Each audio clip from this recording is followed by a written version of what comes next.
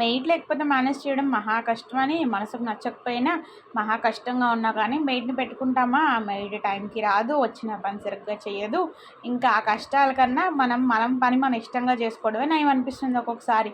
నేనైతే నేను నైట్ ఇల్లు సర్దుకుండా పడుకుని పోయినా, మార్నింగ్ లేచేసరికి ఇంటి హాలత్ అలా ఉంది. అందుకని ఇంకొకటి సర్దడం మొదలెట్టాను. ఇంట్లోనేమో అన్నీ ఇంటర్లింక్డ్ ఉంటాయి. ఇది సర్దితే కానీ అది సర్దలేము, అది సర్దితేనే కానీ ఇది తొడవలేము.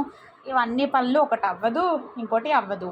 ఇంకా అందుకని నేనైతే మార్నింగ్ సర్దడం మొదలెట్టి ఏది ఎక్కడి నుంచి చేయాలో అర్థం కాక కొంతవరకు సర్దేసి టిఫిన్ తినేసానండి. టిఫిన్ తినేసాక అప్పుడు ప్రశాంతంగా ఒక్కొక్కటి సర్దడం మొదలెట్టాను. నేనైతే వీడియోలో కొన్ని టిప్స్ చెప్దాం అనుకుంటున్నాను. ఎవరైనా మెయిడ్ రాకపోయినా, మెయిడ్ లేకపోయినా పనులు ఎలా ఈజీగా చేసుకోవచ్చో సో మీకు యూజ్ అవుతుంది అనుకుంటున్నాను. నేనైతే మోస్ట్లీ ఏం చేస్తానంటే సామాన్లు నైటే తోమడం అలవాటు. నాకు ఎప్పటికప్పుడు సామాన్లు తోమడం నచ్చదు. సో మరీ ఎక్కువైపోతే తప్ప ఈవినింగ్ వరకు అయితే అలాగే ఉంచేస్తాను. అండ్ నైట్ పడుకునే ముందే మోస్ట్లీ ఇల్లంతా సర్దేస్తాను. మర్నాడు నాకు చాలా బిజీ వర్క్ ఉంది అంటే ఒక్కొక్కసారి రాత్రే టైం ఉంటే గదులు తుడిచేసి గదులు వచ్చేసి పడుకుని పోతాను. దానివల్ల ఏంటంటే మార్నింగ్ కొంచెం టైం కూడా ఉంటుంది. ఒక్కసారి గదులు తుడిచేస్తే సరిపోతుంది. అండ్ సామాన్లు కూడా నాకు ఎక్కువ సామాన్లే అవుతాయండి. ఎందుకంటే నేను ఒకటికి 2 రకాలు ఎక్కువ చేస్తాను. దాంతోపాటు lunch box videos, lunch box మళ్ళీ స్నాక్స్ ఇవన్నిటితోటి సామాన్లు ఎక్కువే పడతాయి. ఇంకా దట్టు ఒక్కొక్కళ్ళు ఒక్కొక్క రకం తింటారు. అందుకని అలా కూడా సామాన్లు ఎక్కువ అవుతాయి. ఏదైనా కొంచెం మట్టిగా అనిపించినా కానీ మళ్ళీ అది తోమడానికి వేసేస్తూ ఉంటాను. అండ్ దట్టు మా ఇంటికి 2 వైపులా కన్స్ట్రక్షన్ అవుతుంది. మా సొసైటీలోనూ వేరే వింగ్ కన్స్ట్రక్షన్ అవుతుంది. వెనకాల గ్రౌండ్, ఆ గ్రౌండ్లో కూడా కన్స్ట్రక్షన్ అవుతుంది. సో తెల్లారి లేచిన దగ్గర నుంచి రాత్రి వరకు ఎన్నిసార్లు క్లీన్ చేసినా రాత్రి వేసరికి దుమ్ము మాత్రం మళ్ళీ మామూలేనండి. అందుకని ఇన్ని అవస్థల్లో మనం ఒకవేళ 2 రోజులు ఇల్లు క్లీన్ చేయకపోతే ఇంటికి వచ్చిన వాళ్ళు అబ్బబ్బా వీళ్ళు అడవిలో బతుకుతున్నారా అన్నట్టు ఆలోచిస్తారు. సో అలా కాకూడదంటే రోజు ఏదో ఒక చోట అయితే క్లీన్ చేసుకుంటూ ఉండాలి. సో మార్నింగ్ కుదిరినంత మట్టుకు ఒక 1 hour, half an hour time ఉండడాన్ని బట్టి ఎక్స్ట్రా క్లీనింగ్ ఏదైనా ఒక ప్లేస్ చేసేసుకుని రోజు గదులు తుడుచుకోవడం, మొత్తుకోవడం అండ్ సామాన్లు తోముకోవడం అయితే కామన్ పనమ్మాయి ఉన్నప్పుడు. కానీ పనమ్మాయి లేకపోతే ఒక 2-3 రోజులకు ఒకసారి గదులు ఒత్తినా కానీ, ఒత్తడం అంటే ఇన్ ద సెన్స్ గదులు తడిగుడ్డ పెట్టినా కానీ నీట్గానే ఉంటాయండి. కానీ వీకెండ్ మాత్రం ఇల్లు త్వరగా పాడైపోతుంది. మా మేడం రకరకాల డ్రాయింగ్లు, పెయింటింగ్లు ఇవన్నీ వేస్తూ ఉంటుంది.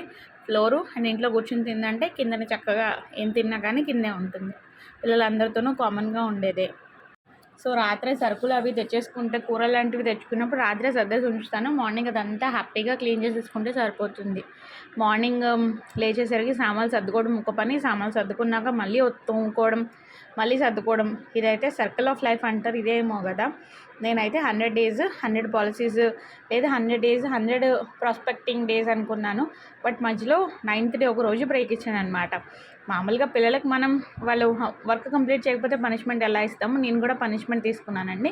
అదేంటంటే 100 డేస్ 8 డేస్ చేసి మళ్ళీ ఆపేశాను కాబట్టి మళ్ళీ డే 1 నుంచి స్టార్ట్ చేద్దామని. నేనైతే కొంత కాలింగ్, కొంత యాక్టివిటీస్ అవి చేశాను. సో రిజల్ట్ అయితే పాజిటివ్గా ఉంది. సో మళ్ళీ నిన్నటి నుంచి డే 1 కాబట్టి ఈరోజు డే 2. డే 2లో ఏమేమి యాక్టివిటీస్ అవుతాయో, ఏమేమి చేస్తానో అవన్నీ అయితే నోట్ చేసుకుంటున్నాను. మా ఇంటి నిండా ఈ బుక్సే ఉంటాయి. స్టార్ట్ చేయడం, అందరి పేర్లు ఒక లిస్ట్ రాయడం, అందులో కొంతమంది కాల్ చేసి మాట్లాడడం, వాళ్ళు ఏమన్నారో రాసుకోవడం, ఫాలో అప్లు.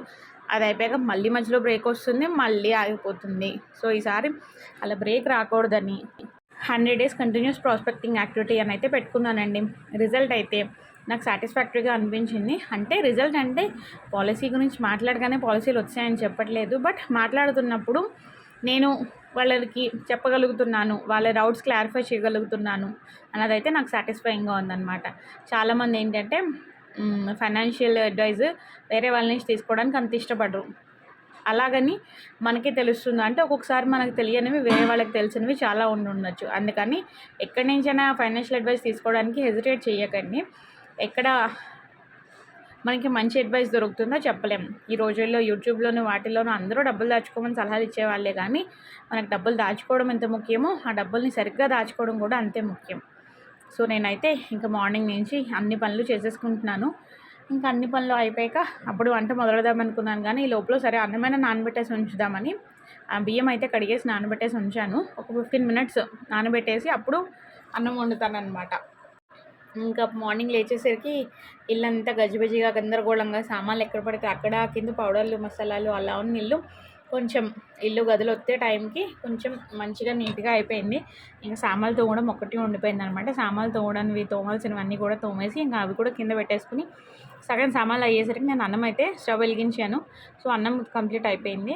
వంట లేట్ అయిందనమాట. సామాన్లు రాత్రే తోముకుని రెడీగా ఉంచుకుంటే మార్నింగ్ అయితే చక్కగా వంట పని కూడా త్వరగా అయిపోతుంది. మేడ్ ఉన్నప్పుడు అయితే మార్నింగ్ వచ్చి పని చేసేది కాబట్టి అప్పటికప్పుడు మళ్ళీ వెయిట్ చేసి వంట మొదలెట్టాల్సి వచ్చేది.